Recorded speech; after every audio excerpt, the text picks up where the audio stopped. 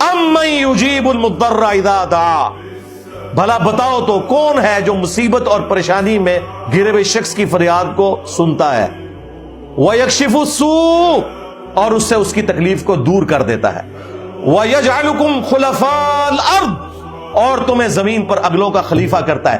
أَإِلَٰهٌ مَّعَ اللَّهِ، کیا اللہ کے ساتھ کوئی اور معبود بھی ہے جس کی یہ کوالٹیز ہوں؟ قلیلا ما تذکرون، بہت کم ہی تم نصیحت حاصل کرتے ہو۔ اس آیت میں اللہ تعالیٰ نے فرما دیا کہ جس کا یہ عقیدہ ہے کہ کوئی اور ہستی بھی تکلیف اور پریشانی کو دور کر سکتی ہے، گویا اس نے اس کو اپنا معبود اور الہ مان لیا، والعیاذ باللہ تعالی۔